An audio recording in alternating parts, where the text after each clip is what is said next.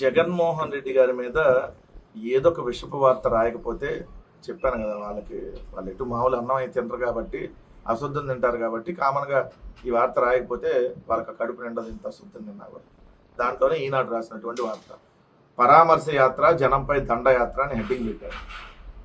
అంటే మామిడి రైతులతో మాట్లాడేందుకు రేపు బంగారు పాల్యానికి జగన్ భారీగా జనాన్ని తీసుకురావాలంటే పార్టీ నేతలకు లక్ష్యాలు, మండలాల వారీగా బస్సులు, కార్లు, ద్విచక్ర వాహనాలు బలప్రదర్శన కోసం బక్కజీవులను బలిపేటం ఎక్కిస్తారా, పల్నాడు జిల్లా రెంటపాల యాత్రలో 3 మిత్రులు వచ్చారా, ఎక్కడికి వెళ్ళినా అలజడులే అని చెప్పి రాప్తాడు, పొదిలి, గుంటూరు మిర్చియార్డు, సత్యసాయి జిల్లాలో వీరజవాన్ మురళీనాయక్ కుటుంబాన్ని పరామర్శించి వెళ్ళినా భారీ జన సమీకరణ చేశారంట.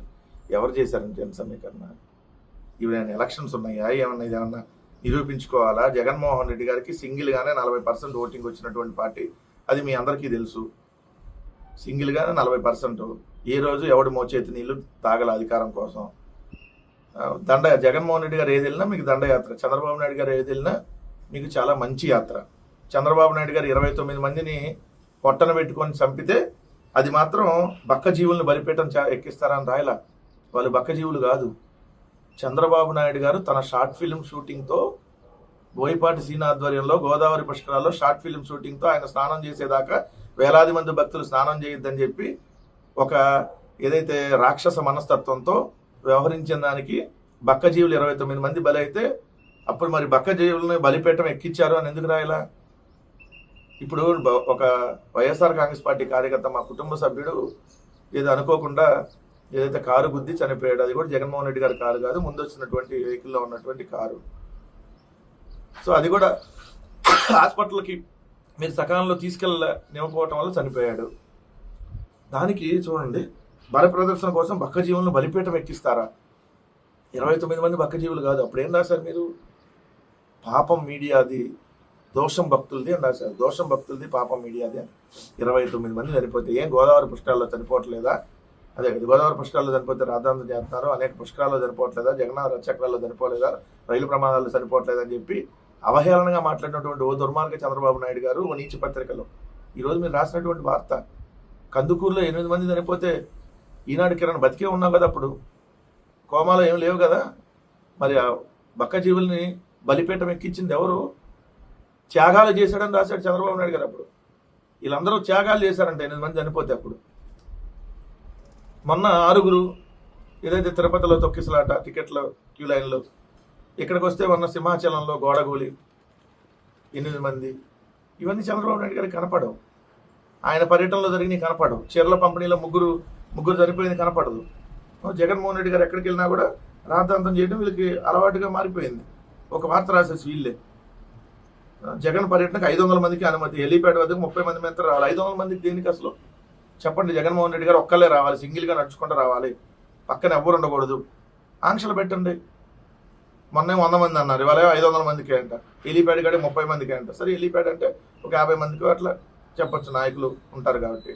100 మంది కూడా హెలీప్యాడ్ దాకా ఎలో చేయొచ్చు, ప్రాబ్లం పెద్దగా ఉండదు.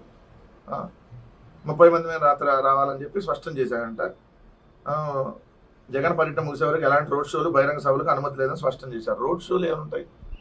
జగన్మోహన్ రెడ్డి గారు వస్తుంటే దారి పట్టుకున్న జనాలు ఉంటారు. జనాలు అందరూ ఉంటే ఆపుకొని వెళ్ళిపోతారు ఎవరైనా. చంద్రబాబు నాయుడు అట్ట పోతాడు, ఎందుకంటే జనాలు ఎవరు ఉండరు కాబట్టి. ఆయన జనాలు ఎవరు ఉండరు కాబట్టి అటు ఫాస్ట్ కారు వెళ్ళిపోతూ ఉంటుంది. ఆయన ఒక పోసయ్య దగ్గరకో లేదంటే బుడ్డాయమ్మ దగ్గరకో ఇంకోళ్ళ దగ్గరకో ఆయన డైరెక్ట్గా ముందు వెళ్ళిపోతాడు. జనం ఎవరు ఉండరు అక్కడ. ఈయన వెళ్ళి ఆ బడ్డీ కొట్టు దగ్గర ఓవర్ యాక్షన్, లేదంటే అక్కడ ఏదైనా దుకాణం దగ్గర ఆగి ఈయన ఓవర్ యాక్షన్, ముందే వాళ్ళకి ఆల్రెడీ మైకులు పెట్టి ఉంటాయి. జగన్మోహన్ రెడ్డి గారికి అట్ట ఉండవు కదా. ఇంకో ఆయన మీకు వ్యవసాయ శాఖ మంత్రి ఎవరనంటే ఎవరు కూడా గుర్తుపట్టలేరు. అచ్చెన్నాయుడు అని ఒక ఆయన ఉన్నాడు, తెలుసు కదా. అప్పుడు పోలీసులు తినటానికి వచ్చారా అన్నాడు కదా ఆ అచ్చెన్నాయుడు గారు. దుర్మార్గుడి దండయాత్రను అడ్డుకోండి. జగన్మోహన్ రెడ్డి గారు అంటే రైతు యాత్ర పేరుతో జగన్ అనే దుర్మార్గుడు దండయాత్ర చేయడానికి రైతుల దగ్గరకు వస్తా అంటే అడ్డుకోవాలంట. ఇది జగన్మోహన్ రెడ్డి గారు మిర్చి యార్డు దగ్గరికి వెళ్తే దుర్మార్గుడు. ఇది మిమ్మల్ని మిర్చి కొనమని చెప్పి అడిగితే దుర్మార్గుడు. మిమ్మల్ని పొగాకు కొనమని అడిగితే దుర్మార్గుడు. అయ్యా అరటి రైతులు నష్టపోయారు, వాళ్ళని ఆదుకోండి అంటే దుర్మార్గుడు. అయ్యా ధాన్యం బకాయిలు ఇవ్వటం లేదు అని జగన్మోహన్ రెడ్డి గారు అడిగితే మీరు దుర్మార్గుడు. జగన్మోహన్ రెడ్డి గారు ఇవ్వనటువంటి మీరు దుర్మార్గుడు కాదు, అడిగినటువంటి జగన్మోహన్ రెడ్డి గారు దుర్మార్గుడు. ఏదైతే మామిడి పంటని పక్కన కర్ణాటకలో 16 రూపాయల 16 పైసల కేజీ చొప్పున 2.50 లక్షల టన్నులు మామిడి కొనుగోలు చేసింది కేంద్ర ప్రభుత్వం. కుమారస్వామి గారు చెప్పగానే ఇక్కడ ఒక్కటి కూడా కొనుగోలు చేయట్లేదు, అడగండి అయ్యా అంటే దుర్మార్గుడు జగన్మోహన్ రెడ్డి గారు. జగన్మోహన్ రెడ్డి గారు అమ్మఒడి ఇస్తే దుర్మార్గుడు, జగన్మోహన్ రెడ్డి గారు రైతు భరోసా ఇస్తే దుర్మార్గుడు, జగన్మోహన్ రెడ్డి గారు రైతులను పరామర్శిస్తానికి వెళ్తే దుర్మార్గుడు.